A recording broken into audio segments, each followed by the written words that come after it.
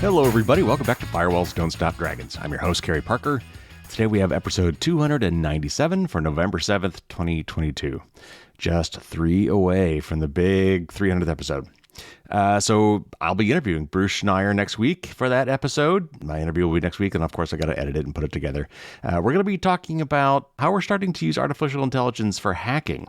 And not just computer hacking. Bruce has a really interesting take on hacking things like political systems and financial systems, legal systems, even our cognitive systems. It's going to be a really fun show. You're not going to want to miss that one. I'm still working out the final details of the upcoming listener contest and patron promotions. All of that will be announced on the 300th episode as well to celebrate the 300th episode and the upcoming 5th edition of my book, all of which is just 3 weeks away. I still have a Twitter account, though it has been a real dumpster fire over there right now. Elon has fired half the workforce and is just doing crazy stuff. Half the comments on Twitter right now are about Twitter, at least with the people I follow. It's nuts. I have no idea how this is going to shake out. So it's been a little bit of a light news week, or maybe it's just been because I've been so busy, writing the 5th edition of the book. I'm about 3/4 of the way done, I think. It's going quicker here toward the end as I hoped it would. I'm hoping to have all of my first drafts done by the end of next week, by the time you hear the next podcast. And we've already got a pipeline going. The technical reviews are already getting done on some of the earlier chapters. Then they will go to the, kind of the regular copy editing phase and formatting phase and all that kind of stuff. So it's all happening. But my main part anyway, will be done hopefully in about a week. This book is definitely going to be bigger than the last one. The last one was 400 pages. This one is probably going to be closer to 450 if I had to guess. The current edition has 170 tips in it. This one's going to have 180, 190. Maybe, I don't know if I'm going to break 200. We'll see.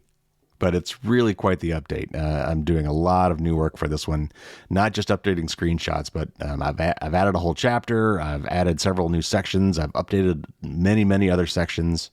This is really going to be a major update to the book. I'm hoping that this will be out no later than early January. If I'm somehow super lucky, it'll be available for Christmas. I'm hoping it's at least going to be pre-orderable by Christmas, but we shall see. A lot of that is not up to me, other than me getting my stuff done as quickly as possible. All right, so we've got several news stories for you today. We're going to start off with a story from Microsoft about the uptick in hackers leveraging publicly disclosed zero-day vulnerabilities and basically saying that the bad guys are picking up on software patches as soon as they come out, reverse engineering them, and quickly using them to try to exploit computers that have not been updated. Got an article from Believe a Computer about some rogue Chrome extensions with over 1 million installs that are trying to hijack your browser links in order to make some money, but it could be worse. PC World has an article about a kind of an upcoming Microsoft tool that hasn't been widely publicized yet that sounds pretty cool. I got a couple articles about Apple. One is about clarifying their security update policy that you should definitely be aware of. And another one later about Apple getting more into advertising, which just drives me nuts. Got a couple articles from Wired. What about how algorithms are being used in Washington, D.C.? Just as a sample, these guys did a study about how algorithms are affecting daily lives for people in D.C. And another article about some disturbing expansion of the use of facial recognition technology in sporting stadiums around the globe. I've got an article from Gizmodo about how Uber is planning to shove ads in your face as often as possible in every situation possible that you might interact with Uber. I've got a little bit of an update on Clearview AI from Naked Security Blog. And then I've got a Dear Carey question for you that I will try to answer. This is a tough one this week. And then I've got my tip of the week. Sadly, we're going to have to revisit the whole QR code thing. So lots to talk about. Let's get to the news.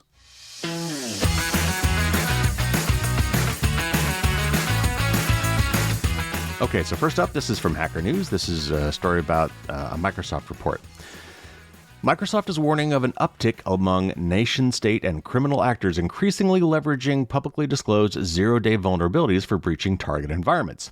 The tech giant, in its 114-page digital defense report, said it has, quote, observed a reduction in the time between the announcement of a vulnerability and the commoditization of that vulnerability, unquote, making it imperative that organizations patch such exploits in a timely manner.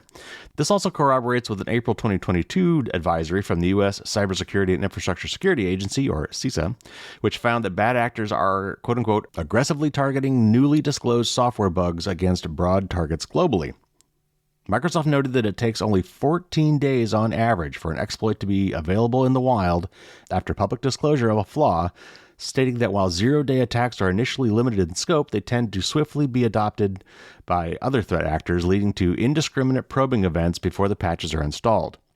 It further accused Chinese state-sponsored groups of being particularly proficient at discovering and developing zero-day exploits.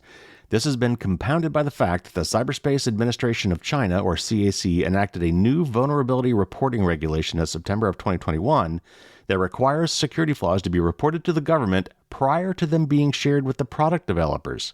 Redmond further said the law could enable government-backed elements to stockpile and weaponize the reported bugs, resulting in the increased use of zero days for espionage activities designed to advance China's economic and military interests. The findings also come almost a month after CISA released a list of top vulnerabilities weaponized by China-based actors since 2020 to steal intellectual property and develop access into sensitive networks.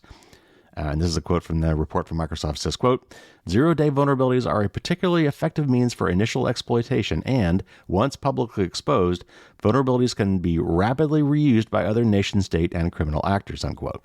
So yeah, basically what this is saying is, it's good that we're disclosing that, these vulnerabilities are out there, but we need responsible disclosure. That law from China is kind of weird and kind of suspicious, honestly. You really don't want to report these things until the makers of the software with the bugs have time to fix it. Now, sometimes these companies drag their feet, and eventually you just have to say, look, if you're not going to fix this, we're just going to release it anyway and force your hand. Sometimes that does happen. But the way this process is supposed to work is you go to the company with the software that has the bug in it and say, hey, you got a problem right here. You need to get that fixed, and then give them some time to fix it, let them fix it, and then you announce it so that, hopefully by the time it's announced to the world, patches, the software updates that fix the problem are available. But what this report basically is saying is that there is still a lag, right? Just because the software is available doesn't mean people have actually installed it. And this is a real problem we have. The patch is out there, the fix is there, but people just don't pay attention and they don't get their software updated. And this is obviously a really big problem in corporations, where there's sensitive information and, where espionage and things like that can get at this stuff, or ransomware attacks can get at this stuff because companies haven't updated quickly enough. And companies have it tough. I mean, they can't just willy-nilly update everything all the time. They've got all these systems running software, and sometimes they're running software that is dependent on other software where these patches might break that, and they've got to do testing and vetting and things like that. But, companies have a really kind of a slow process for rolling out major changes. So there are some challenges there. But I mean, at the end of the day, what this report is basically saying is you got to get on it. You need to prioritize these updates, especially for these really bad bugs. And we, of course, need to be doing the same things as regular everyday people with our computers and our devices. We need to be updating our software with those security patches as soon as they come out.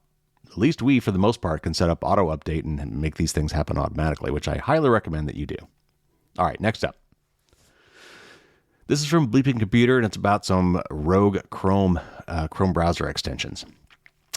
Researchers at Guardio Labs have discovered a new malvertising campaign pushing Google Chrome extensions that hijack searches and insert affiliate links into web pages. Because all of these extensions offer color customization options, I'll talk about that in a minute, and arrive on the victim's machine with no malicious code to evade detection, the analysts named the campaign Dormant Colors. According to the Guardia report, by mid-October 2022, 30 variants of the browser extensions were available on both Chrome and Edge web stores, amassing over 1 million installs. And the article lists these off. I'm just going to list a few. Just you'll get the idea. These are the names of the extensions. Action Colors, Nino Colors, More Styles, Super Colors, Refresh Color, Dude Colors, Border Colors. I don't know. Obviously, these are like themes. These are things to make your browser look pretty, I guess. And they all have very, very similar names, and they all do similar things.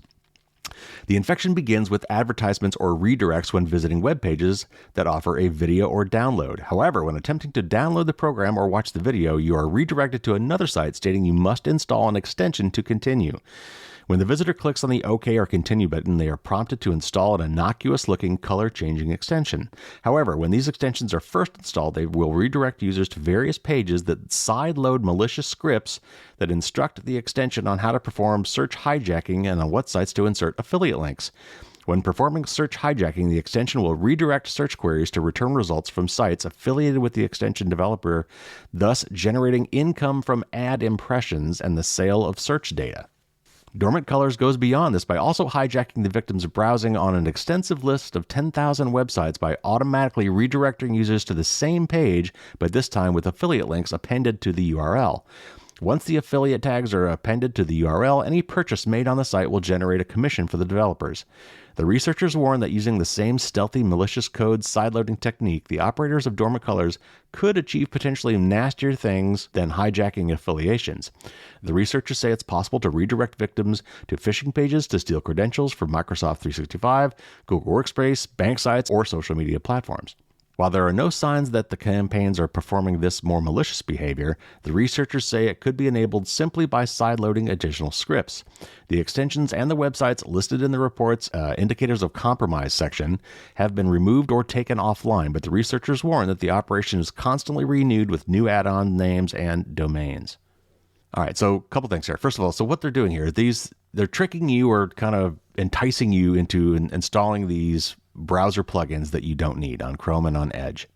They do something kind of funny or whatever, but behind the scenes, these extensions, they have a lot of capability. They're basically adding software to your web browser, and what they're doing in this case is they are kind of acting as a go-between between you and many other sites that provide what are called affiliate links.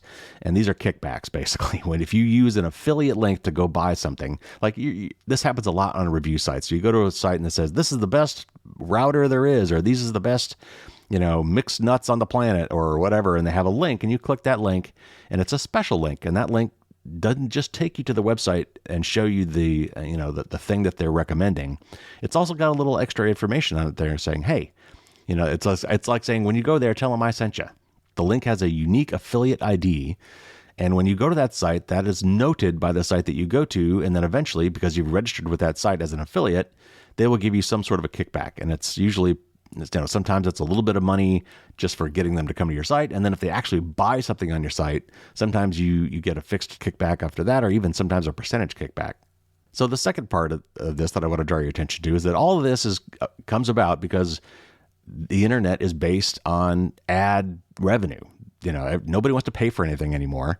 And so they expect free stuff. So to get free stuff, then we got to show you ads. And so there's this whole economy built around ads. And, it's turned into things like affiliate links where, hey, we need people to buy stuff here. So we'll give you a piece of the action. If you can, redirect them to our site, just let them know that, use this special link that we give you so that when it comes in, I know that they got here because you recommended them.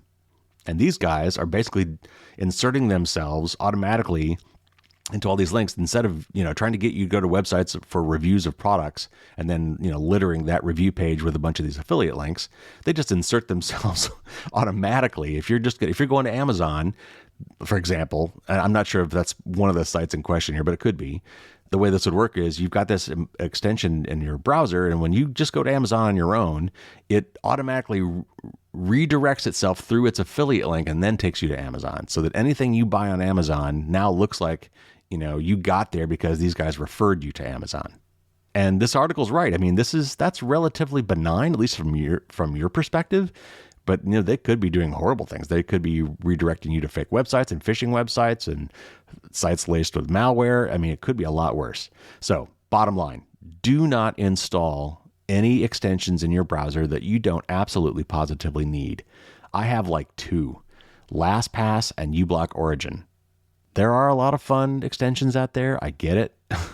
Honey is a popular one, right? That helps you save money. Whatever site you're on, it offers coupons and things. I get it. That's fun. But these browser extensions can really get up to a lot of mischief. and they could be privacy nightmares. So disable and delete as many of these extra browser extensions as possible. All right, let's move on. Here's a short article from PC World, and this is about a Windows tool that I think some of you might be interested in knowing about. Windows often gets bogged down with unnecessary files, kind of like a teenager's bedroom floor. Microsoft has improved both Windows itself and the tools designed to manage it in the last few years, and it looks like the company is preparing yet another way for users to keep their PCs running smoothly. A beta version of PC Manager, and that's in quotes, that's the name of this tool, has appeared on Microsoft's site in China, apparently offering a completed tool that should look familiar to the users of the classic CCleaner freeware. Though the site is entirely in Chinese, the tool itself has Microsoft's publisher signature and appears to be safe and complete, and it installs in English on my PC. It offers a centralized location for several tools that are already present in disparate parts of Windows' various settings, menus, and management programs. The apparently complete tool will clear away unused temp files, perform a deep scrub of storage disks, and quickly show running processes and startup programs. The Security tab is basically an easy interface for Windows Update and Windows Security. The app was spotted by The Verge, which notes a lot of similarities to freeware PC optimization tools like CCleaner. It also is yet another example of Microsoft's less than subtle push for users to switch to its Edge browser. The Browser Protection tab, I guess this is a tab in this new tool, offers a dedicated switch button. But bringing back an easy-to-use, easy-to-recommend cleaner tool might be a big deal for those of us who are our family's de facto tech support departments. For more than a decade, a program called CCleaner was at the top of every freeware recommendation list. It was an idiot-proof way to clear up the often messy Windows registry and other unwanted files gunking up a hard drive. But after the developer was acquired by Avast in 2017, bundled with the often pushy antivirus software and accidentally came with a Trojan horse infecting millions of computers, it had a hard and fast fall from grace. CCleaner is still offered by Avast in both free and paid forms, but it's been largely eclipsed by other freeware and more user-accessible tools built into Windows. Despite the tool being marked as public beta, Microsoft hasn't made any mention of PC Manager outside of China. We'll be keeping an eye out for the wider release. So if you want to look further this, check out the article. Otherwise, just kind of keep your eyes open for this tool. It sounds like a really fun Windows tool. I think I'm even going to mention it, tangentially in the book in case it comes out after the book's release, because these kind of tools are really great for cleaning up your PC. All right, now here's one of the first Apple articles. This is from Ars Technica. Earlier this week, Apple released a document clarifying its terminology and policies around software upgrades and updates. Most of the information in the document isn't new, but the company did provide one clarification about its update policy that it hadn't made explicit before. Despite providing security updates for multiple versions of macOS and iOS at any given time, Apple says that only devices running the most recent major operating system versions would expect to be fully protected. Throughout the document, Apple uses upgrade to refer to major OS releases that can add big new features and user interface changes, and update to refer to smaller but more frequently released patches that mostly fix bugs and address security problems, though these can occasionally enable minor feature additions or improvements as well. So updating from iOS 15 to iOS 16 or macOS 12 to macOS 13 is an upgrade. Upgrading from iOS 16.0 to 16.1 or macOS 12.5 to 12.6 or 12.6.1 is an update. And this is a quote from Apple in this report. It says, quote, "Because of dependency on architecture and system changes to any current version of macOS, for example, macOS 13, not all known security issues are addressed in previous versions, for example, macOS 12, unquote. In other words, while Apple will provide security-related updates for older versions of its operating systems, only the most recent upgrades will receive updates for every security problem that Apple knows about. Apple currently provides security updates to macOS 11 Big Sur and macOS 12 Monterey, alongside the newly released macOS Ventura. And in the past, it has released security updates for older iOS versions for devices that can't install the latest upgrades. This confirms something that independent security researchers have been aware of for a while, but that Apple hasn't publicly articulated before. Intego Chief Security Analyst Joshua Long has tracked the CVEs patched by different macOS and iOS updates for years, and generally found that the bugs patched in the newest OS versions can go months before being patched in older, but still ostensibly supported versions, when they're patched at all. This is relevant for Mac users because Apple drops support for older Macs and iDevice models in most upgrades, something that has been accelerated somewhat for older Intel Macs in recent years.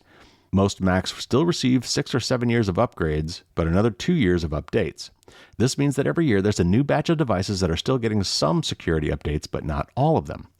That said, this probably shouldn't dramatically change your calculus for when to upgrade or stop using an older Mac. Most people running an up-to-date Big Sur or Monterey installation with an up-to-date Safari browser should be safe from most high-priority threats, especially if you also keep the other apps on your Mac updated. And Apple's documentation doesn't change anything about how it updates older software. It merely confirms something that had already been observed. Okay, so the important takeaway from this is you should always be on the most recent Mac operating system or iOS operating system version that you can support. And I actually just went through this exact same description in the book recently when I kind of talked about a difference between major updates and minor updates. Major updates being upgrades, and I use that term as well, and minor updates being security fixes, which, semantically sounds wrong because the minor updates in this case are actually the most important ones, at least from a security perspective. But what this article is saying is that Apple will first patch the most recent versions of its operating systems and then maybe patch older versions, at least for the really severe stuff. And I think, that makes sense. But it is kind of important that we actually know that that is Apple's policy and that is how this works. And therefore, to be safest, you really want to be on the most recent versions of all these operating systems. And luckily with Apple, all these upgrades are free. So there's really no reason not to do it. All right, moving on. This is an article from Wired, and it's about the use of algorithms in many different areas of life in Washington, D.C. Washington, D.C. is the home base of the most powerful government on Earth. It's also home to 690,000 people and 29 obscure algorithms that shape their lives. City agencies use automation to screen housing applicants, predict criminal recidivism, identify food assistance fraud, determine if a high schooler is likely to drop out, inform sentencing decisions for young people, and many other things. That snapshot of semi-automated urban life comes from a new report from the Electronic Privacy Information Center, or EPIC. The nonprofit spent 14 months investigating the city's use of algorithms and found they were used across 20 agencies, with more than a third deployed in policing and criminal justice. For many systems, city agencies would not provide full details on how their technology worked or was used. The project team concluded that the city is likely using still more algorithms that they were not able to uncover. The findings are notable beyond DC because they add to the evidence that many cities have quietly put bureaucratic algorithms to work across their departments where they can contribute to decisions that affect citizens' lives. Government agencies often turn to automation in hopes of adding efficiency or objectivity to bureaucratic processes, but it's often difficult for citizens to know they are at work, and some systems have been found to discriminate and lead to decisions that ruin human lives. In Michigan, an unemployment fraud detection algorithm with a 93% error rate caused 40,000 false fraud allegations. In 2020, a 2020 analysis by Stanford University and New York University found that nearly half of federal agencies are using some form of automated decision-making systems. EPIC dug deep into one city's use of algorithms to give a sense of the many ways that they can influence citizens' lives and encourage people in other places to undertake similar exercises. Ben Winters, who leads the nonprofit's work on AI and human rights, says Washington was chosen in part because roughly half the city's residents identify as Black. And this is a quote from Winters. Quote, "More often than not, automated decision-making systems have disproportionate impacts on Black communities," unquote. The project found evidence that automated traffic enforcement cameras are disproportionately placed in neighborhoods with more Black residents. Cities with significant Black populations have recently played a central role in campaigns against municipal algorithms, particularly in policing. Detroit became an epicenter for debates about facial recognition following the false arrests of Robert Williams and Michael Oliver in 2019 after algorithms misidentified them. In 2015, the deployment of face recognition in Baltimore after the death of Freddie Gray in police custody led to the first congressional investigations of law enforcement use of the technology.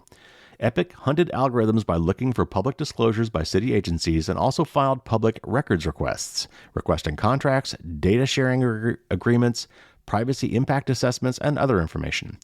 6 out of 12 city agencies responded, sharing documents such as a $295,000 contract with Pondera Systems, owned by Thomson Reuters, which makes fraud detection software called Fraudcaster used to screen food assistance applicants. Earlier this year, California officials found that more than half of 1.1 million claims by state residents that Pondera's software flagged as suspicious were in fact legitimate. But in general, agencies were unwilling to share information about their systems, citing trade secrecy and confidentiality. That made it nearly impossible to identify every algorithm used in D.C.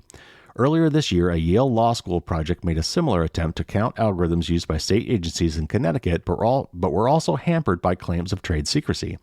Epic says the governments can help citizens understand their use of algorithms by requiring disclosure anytime a system makes an important decision about a person's life.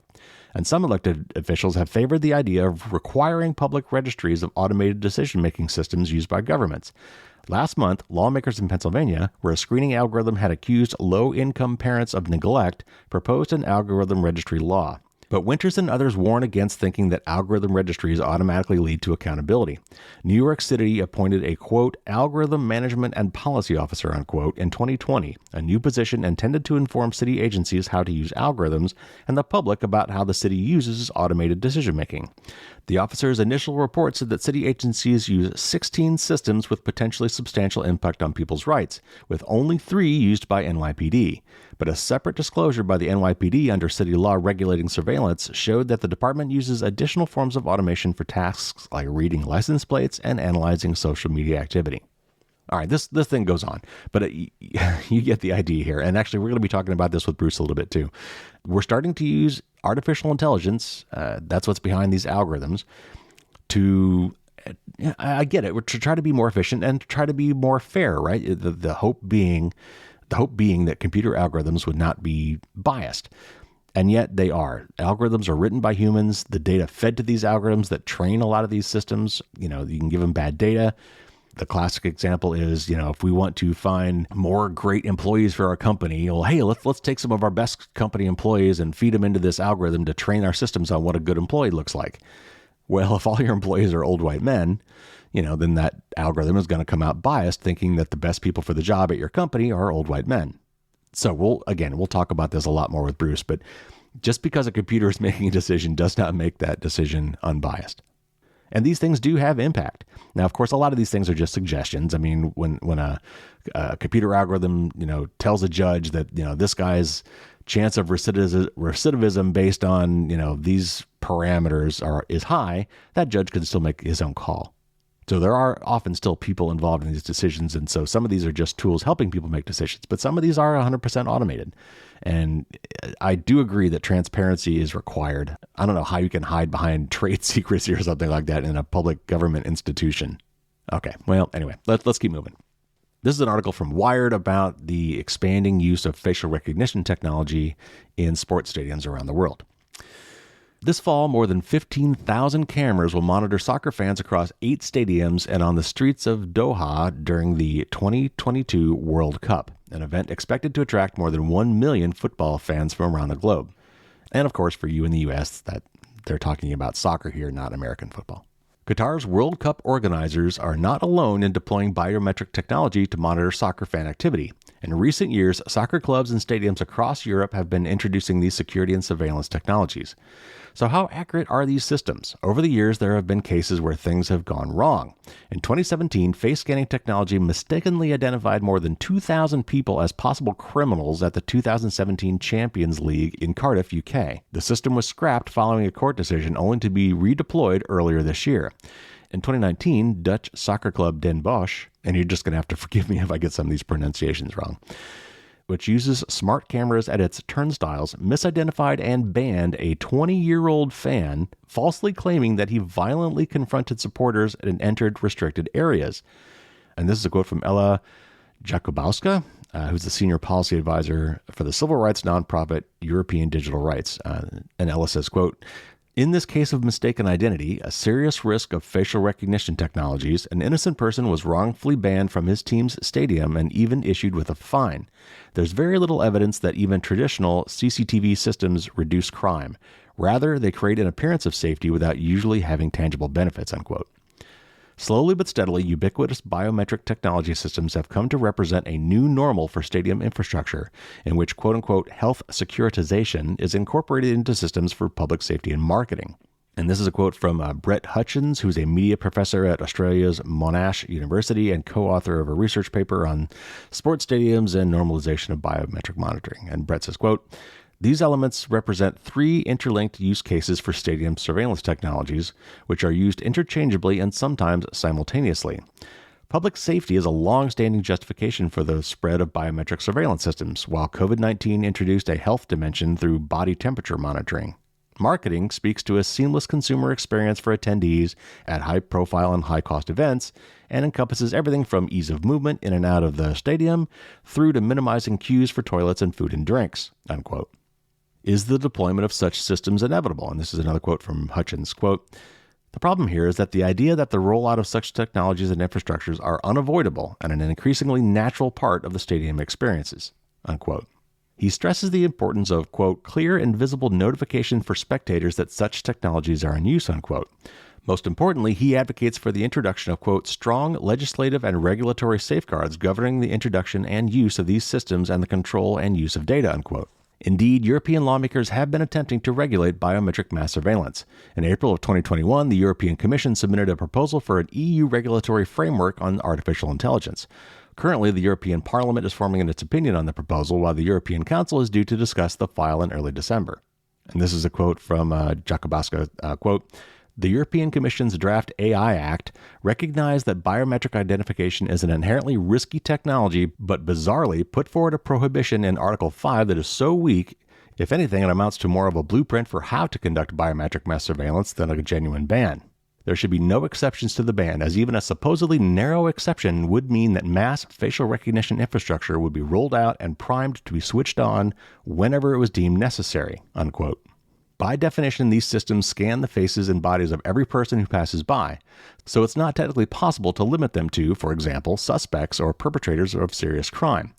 In the U.S., the Biden administration has proposed a blueprint for an AI Bill of Rights, which commentators consider toothless as it does not contain clear prohibitions on AI deployments that have been most controversial, like the use of facial recognition technology for mass surveillance. As Qatar prepares to roll out the red carpet, fresh reports suggest everyone traveling to the country during the World Cup will be asked to download two apps that, according to experts, essentially hand over all the information on your phone. They say this highlights the urgent need for privacy regulation in global sporting events. And this is another quote from Hutchins, quote, "Without regulation, there is a tendency to hoover up all available data and hold onto it indefinitely. This creates honeypots for hackers and also contributes to function creep, the temptation to find other uses for this data," unquote. And this is a quote from Jakubaska, quote, "Law enforcement agencies should pursue the many other tools and techniques at their disposal and that are compliant with the rule of law and human rights rather than resorting to the use of technologies that have been widely condemned by civil society, human rights lawyers, and even human rights authorities. Once these tools are out there, governments will argue that they should be used widely. It's a gateway to mass surveillance," unquote.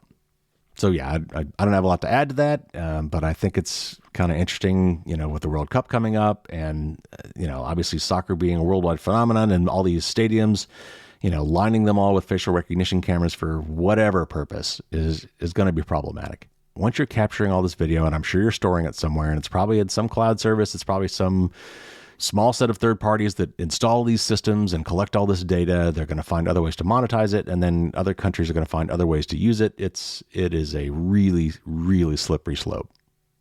All right, let's move on. This is really nuts. This is from Gizmodo. It appears Uber just isn't content with letting users travel in peace and awkward silence during their point-to-point trips. The ride-hailing company now plans to advertise to users at every point of the trip from the moment you open the app. These ads will potentially appear on multiple screens, blasting consumers with new products with the same subtlety as a clown following the car on a kid-sized tricycle trying to get your attention through the car window.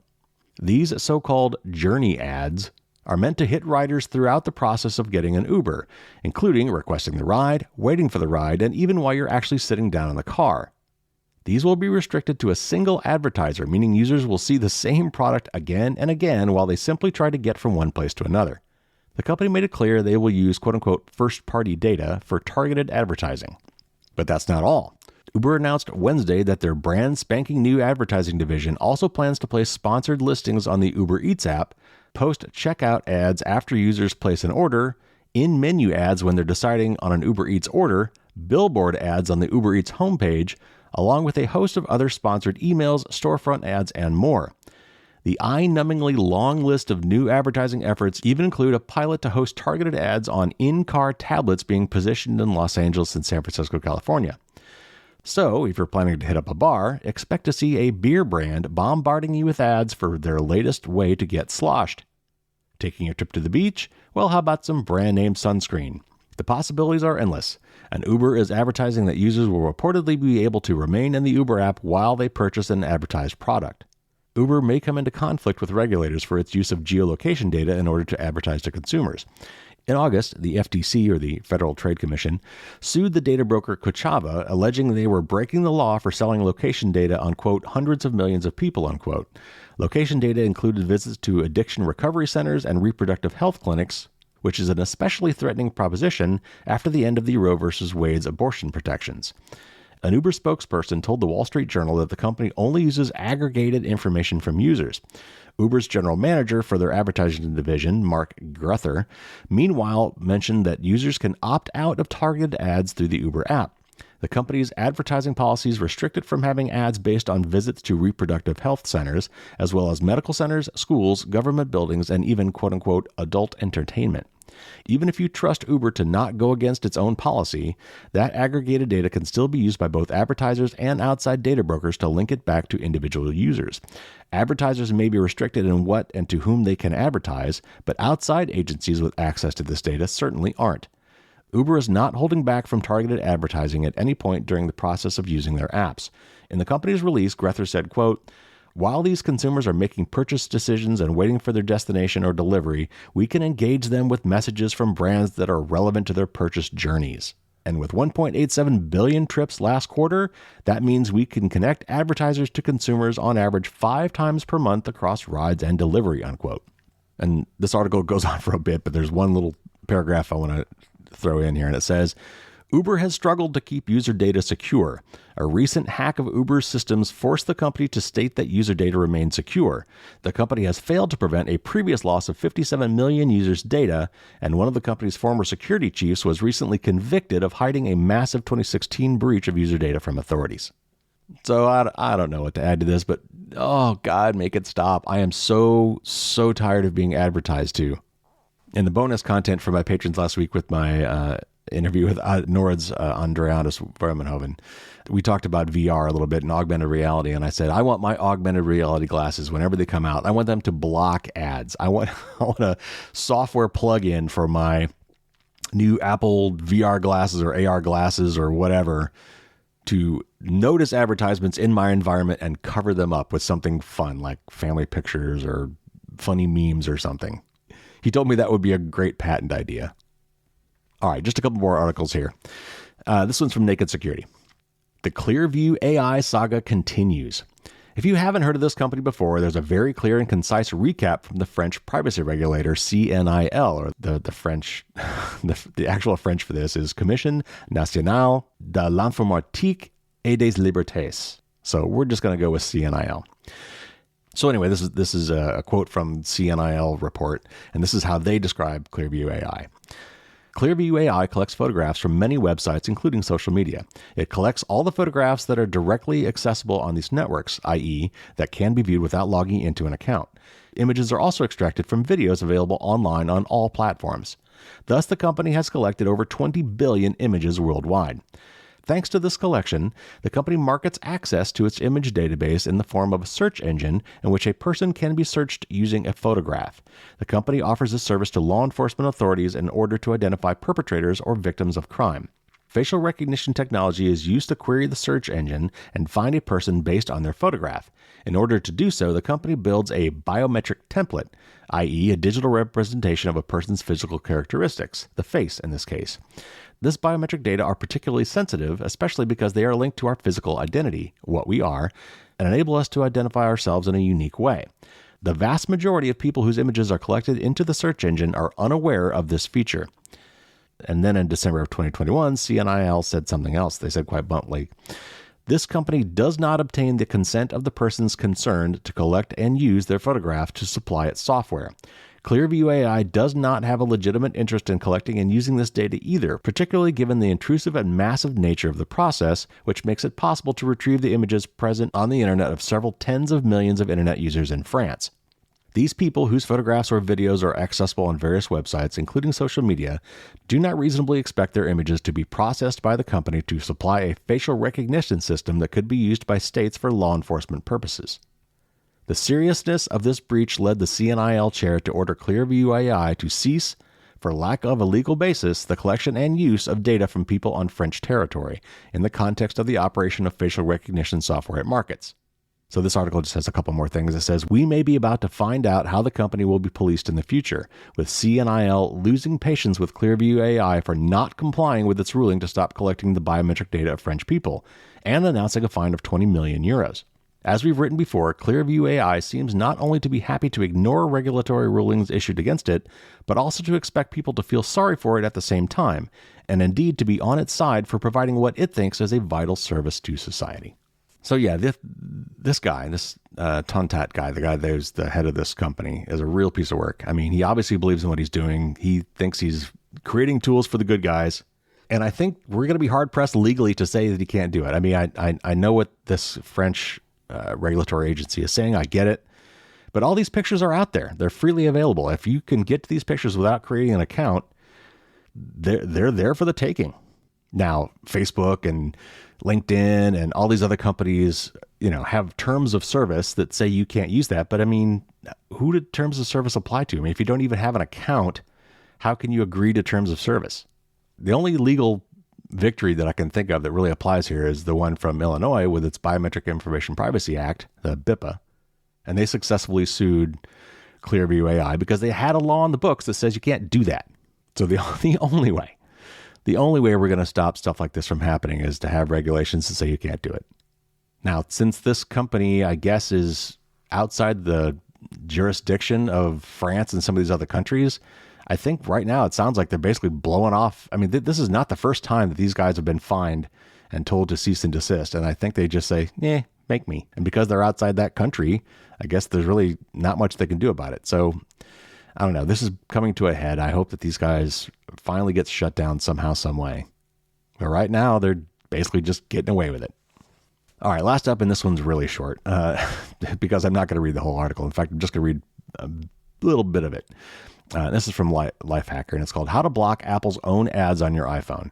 And I'm not going to go into the details. I'm just going to kind of give you the thumbnail sketch. And if you really want to try these things, you can go to the show notes and get the article. The main point about here is, to me, is Apple and advertising.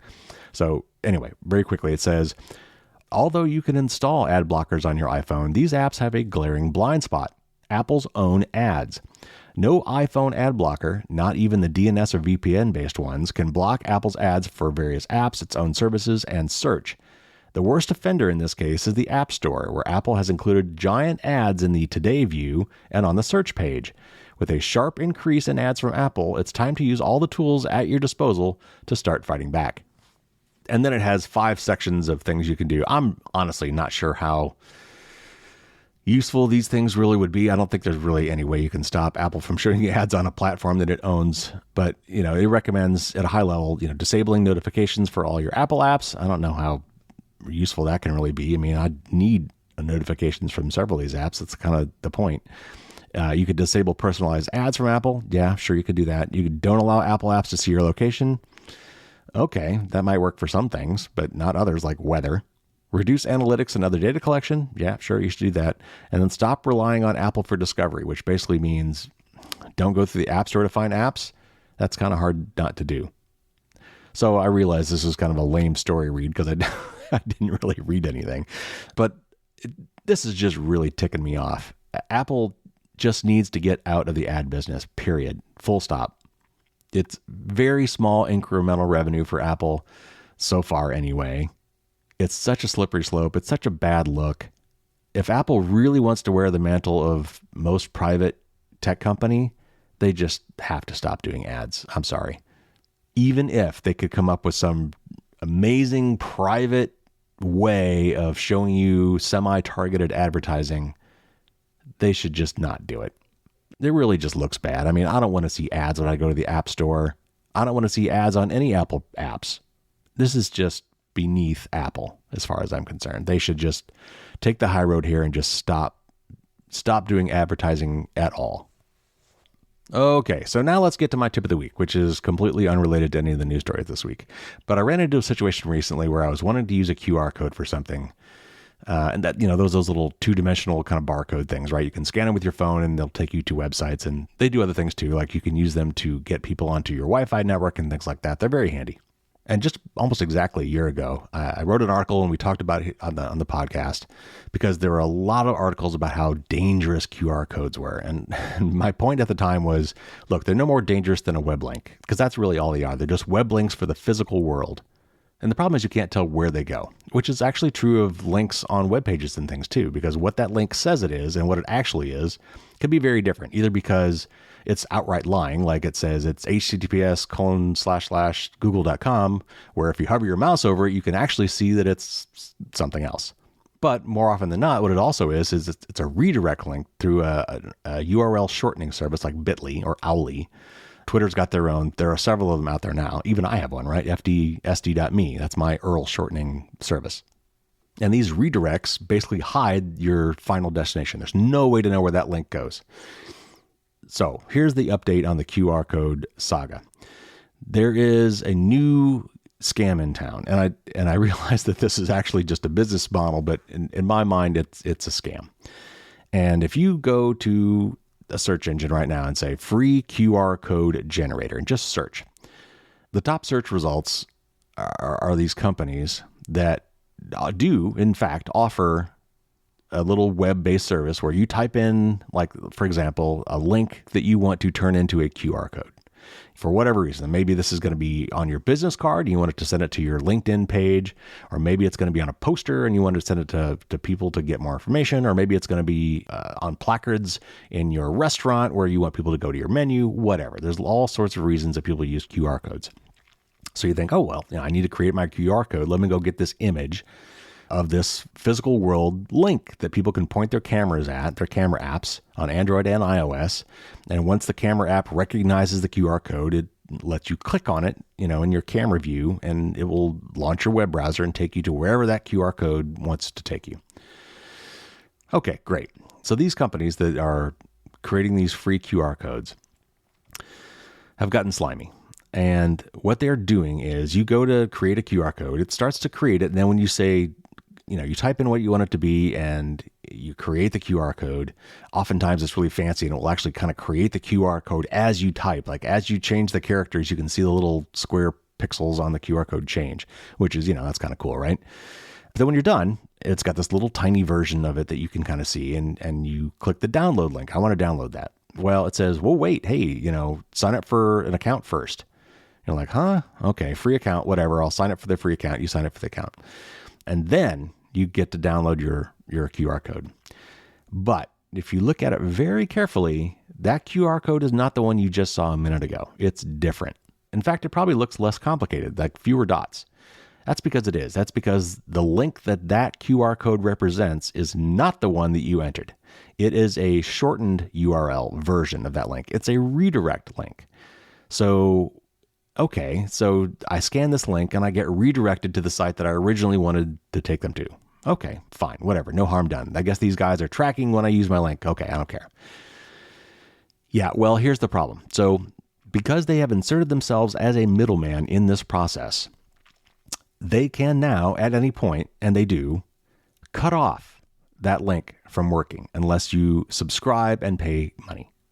They are basically now holding your QR code for ransom. So think about how this plays out. So let's say I just ordered 500 new business cards that have this QR code on it. And literally, probably by the time I get them, this one site I used had like a 14-day free trial. And it's been less than 14 days since I wrote my article on this, which came out last night.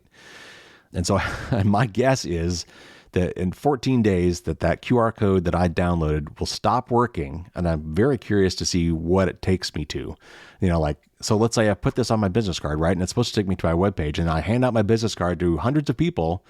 And then all of a sudden, one of them says, hey, that QR code you put on your thing, it doesn't work. It takes me to some other goofy page. It doesn't take me to your website. And that is true because the code on that page is not your website. It's a redirect link to your website. And the owner of that redirect link has now stopped it from working until you subscribe and pay money. So now all these things that you made based on this QR code are worthless unless you pay the fee. So how do you get around this? And this is actually the hard part, is how do you know which of these services you can trust? It's difficult, but I've given you some tools in this article. And if you go to Firewalls Don't Stop Dragons, you can see my article on this and you can see all the links and you can see these examples. But it comes down to this. You can create this QR code. And if you want to double check that it actually is a code for what you requested that code to be, there are free tools online where you can upload the image and it will tell you what it represents, like the literal raw data behind that QR code. And you can tell, and I show you how to do this in the article, whether or not it's what you said it should be or whether or not it's one of these nasty redirect links that are, going to eventually stop working unless you pay the fee. I ended up just buying an app that creates QR codes. And so I assume I can trust the app because I'm paying for it. And like I said, I can, at least with this free other tool, I can verify that all the codes that I create are actually what they're supposed to be. And so far they have. But the only real advice I can give you if you want to use one of the free ones on the web is try to find ones that give you non-redirect links. Look very carefully at their terms of service and how they may charge you for these links. And like for one big tip off in this one was that it's powered by Bitly. If it's powered by Bitly, Bitly is a URL shortener. It's a redirect service. So when the QR code generator service says that it's powered by Bitly, that should tip you off right there. So anyway, that's my tip of the week. You can learn more about it by going to firewallsdon'tstopdragons.com or hey, fdsd.me/blog will get you there too. So fdsd.me is a URL shortener that I own, and because I want to be able to create short links that I can read off on the air that you might have a chance of remembering. So hey, if you're going to trust any of these, you can trust mine. But I don't offer a free service where you could create your own. All right, so there you have it. There's your news and your tip of the week.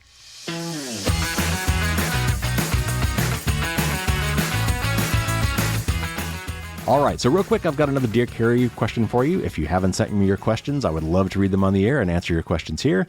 To get all the details on how you can submit a question to me, go to fdsd.me/Q&A. And of course, there's a link in the show notes as well. All right, so this one comes from Rob, not quite Las Vegas, Nevada. And he says, what do you think of the case going to the Supreme Court, Gonzalez versus Google LLC?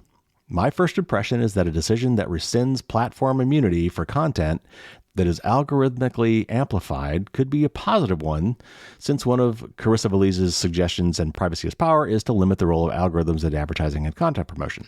However, I'm not sure of the unintended consequences of such a ruling. So just to give you a little more information on this, here's a little snippet from Gizmodo about this particular case. Let me just read that and then I'll answer the question. On Monday, and I don't know which Monday this was, this has been a while. On Monday, the Supreme Court announced 9 cases it intends to hear in its upcoming term, including Ronaldo Gonzalez versus Google. The case directly questions the protections afforded by Section 230 of the 1996 Communications Decency Act, which limits the legal liability of online web hosts for content posted by their users. The case goes back to 2015 when Naomi Gonzalez, a U.S. citizen living in Paris, was shot and killed alongside 130 other people during a terrorist attack carried out by members of the Islamic State. The family of Gonzalez sued Google and said the company promoted ISIS-centric content, spreading the militant group's message and helping them radicalize and recruit new members. At the heart of Gonzalez is the question of whether 230 still shields tech companies and websites when they algorithmically recommend content, specifically third-party content, to a user's feed. Social media content recommendations are a cornerstone of how the largest tech companies operate, but the case could pin responsibility for recommended user content on those companies, completely upending the current ways most companies do business. This is a hotly contested issue, and it's gotten even worse recently, certainly since the deplatforming of President Trump and some other folks who have espoused some really extremist stuff on some of these social media platforms. And I want to cover a couple things. First of all, these are private companies, and this is not a First Amendment issue in the United States. The First Amendment prevents the U.S. government from restricting speech, not private companies. These private companies are free to kick off anybody they want for any reason they want. But what the Communications Decency Act, in particular the Section 230 is about, is saying, are these companies that host content posted by their users, think people showing vacation photos, taking pictures of their current meal, posting little videos of cats or whatever, or, political speech on Twitter, Facebook, YouTube, TikTok, whatever. Section 230 basically says that the company hosting those things is not directly liable for the content posted by its users. Now, I'm not a lawyer, and there are some exceptions to this that come into play when you start doing moderation. In other words, when the company starts saying, we're going to monitor what's posted here and we're going to allow some things and not allow others, well, then they're kind of taking an active role in what is being posted, right? And so now you can kind of say, well, they're not just a dumb, neutral platform that just regurgitates what someone else posted and they're not looking at it. If they start looking at those things, then, things start getting a little wishy-washy. And in this particular case, what they're saying is these AI algorithms that are trying to maximize engagement and keep people scrolling for as long as possible so I can show them more ads, these algorithms, it turns out, are bad for us. They weren't designed this way, but it turns out that the things that keep us engaged are strong emotions. And while some emotions could be good emotions, often the ones that keep us most engaged are bad ones. Fear, anxiety, anger. And so these algorithms that are basically helping people get indoctrinated into some really extremist viewpoints because they keep showing them more and more stuff. Hey, if you like this video of something that's pretty extreme, let me give you something even more extreme. And so I guess this case is now going to be coming up in front of the Supreme Court, and it's going to be really interesting. So Rob from not quite Las Vegas, Nevada, my opinion is I don't know. This is going to be a tough one. I can see kind of both sides of this. It's really hard to do. Moderation is an extremely difficult thing to do. At what point do these platforms have some responsibility? That's a tough question. These algorithms, are not explicitly trying to radicalize people. Like I said, they're really just about maximizing engagement. And unfortunately for a lot of people, maximizing engagement usually means stoking fear and anger. I mean, my personal take on this is that I'm not sure that you can really go so far as to say that Google is responsible for those deaths. I think that's a stretch. But the real upshot here is what this may do to Section 230 and how that law is interpreted. And given the current makeup of our Supreme Court, I think it's highly likely that they will shift how that law is interpreted going forward. And I'm not sure it's going to be a good thing. So, Rob, sorry I can't say much more than that. It's a really sticky issue. And like you, I will be watching to see how that plays out. All right, so send me your questions. I would love to answer them on the air or try to. You can send them to Dear Carey at firewallsdon'tstopdragons.com. Again, there's a link in the show notes with more details. You can also send me an audio snippet if you want to hear yourself read your question. I will play that on the air and then answer it. So check that out. Please send me your questions. I need more of them. Everybody who sends me a question will be entered into a monthly raffle where I will send you a free copy of my book if you win the raffle. And I will keep your name in the hat until you win. So, get them in sooner. That'll give you more chances to win. All right, next week I'll have my big panel discussion with 3 of the authors from the book Blown to Bits. That was a lot of fun. After that, I'll have a news show in which I will be covering my annual best and worst gift guide for 2022. And the one after that is the big 300. The countdown to 300, man, we are getting close. For those of you who are patrons, you'll have your Merlin's Musing bonus podcast on Thursday as usual. I'll be talking more about the bonus podcast stuff on the 300th episode when we talk about those patron promotions, because I want you to know what that's all about, but I'm not going to do that now. But suffice to say that there's a lot of great extra stuff, bonus content, and more from my patrons. If you want to look into that, go to patreon.com and look for Firewalls Don't Stop Dragons. And of course, there's a link in the show notes. All right, everybody, that's going to do it for the week. Take care, stay safe out there, and as always, until next week, don't get caught with your drawbridge down.